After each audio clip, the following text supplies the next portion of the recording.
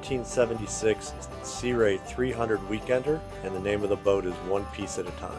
Back in 1976, Searay had just recently introduced the 30-foot boat into their product offering. So this was the 30-foot was the biggest boat they made. They made it in a couple of different versions. There was a sport bridge, a hard top, and then this model here, which is a Weekender. Growing up here in Port Huron, Michigan, I remember as a kid being around boating, and these were like, you were somebody if you had one of these back in the mid-70s. So I'd like to think I'm somebody now because I have one in the mid-2020s.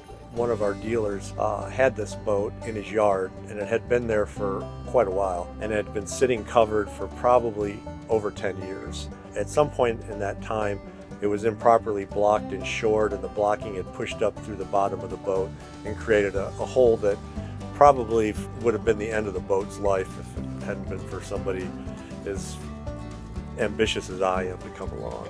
Another one of our local dealers at that time, Tim, played a big role in this whole project. He is as goofy as I am, so we kind of fed off of each other, and it was one of those deals where, well, if you've gone this far, you might as well do this. Well, if you've done this and this, don't stop now, do this. So that's how it turned into like a 5-year project.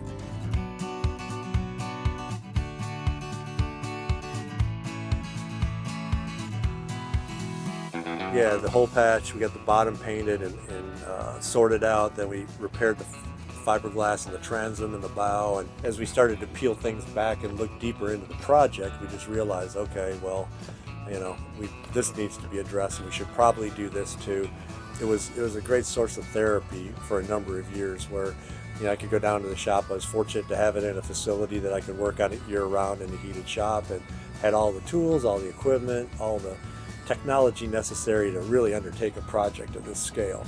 We launched it in September of 2021. I showed it in the Port Huron Boat the Blue Antique and Classic Boat Show. Having it in the water, being able to load it and run it and see what we really had, we realized fairly quickly that the engines were not in good shape, and they had a lot of hours on them. So we got into the engines, and actually the engines were at a point where we had to acquire a different set of blocks and a different set of cylinder heads, and kind of started from scratch. So when we rebuilt the engines, we did it all with more performance enhancing components, so that definitely helps the performance of the boat. Finishing up the engine project and getting that all dialed in, it took us a little longer than we anticipated. The boat's running good right now.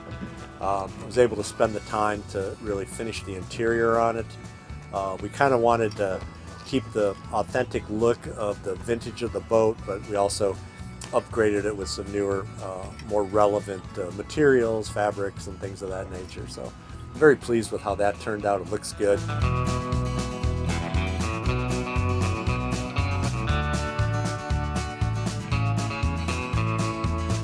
One of the unique features of this boat, and for the time in the 70s, they used a lot of teak. And if you look around this boat, there is a lot of teak on the boat. I have a good friend of mine, Pete Paulus. I call him Cousin Pete.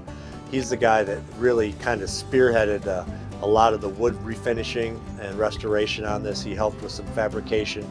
And again, we went to great lengths to keep it all as original as possible and to put a real high quality finish on. The dashboard in this boat was custom built by Tim West, and he used the old original plastic dash as a mold and manufactured this dashboard out of fiberglass, and then Pete inlaid the teak in it, and then Tim painted and clear coated it all. We installed all grip non-skid on the front decks and put Vetus hatches in it, replaced the original factory plexiglass Searay hatches, so they seal better and they look better.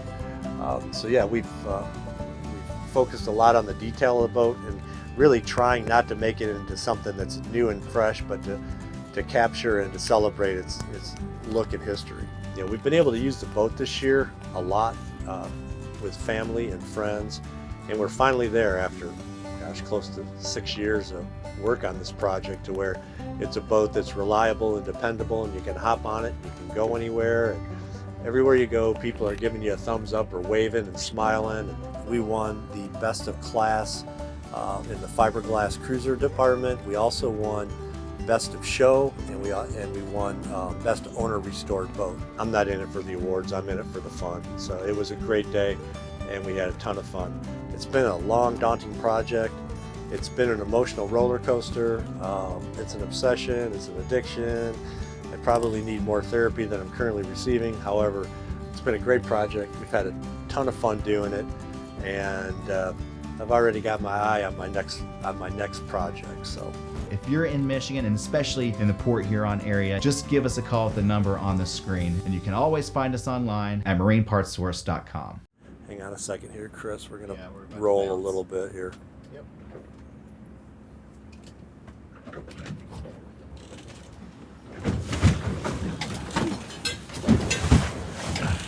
Do I need to do something? Nope, you're fine. Nope. It's all good. Everything's stable. Water's still staying on the outside of the boat.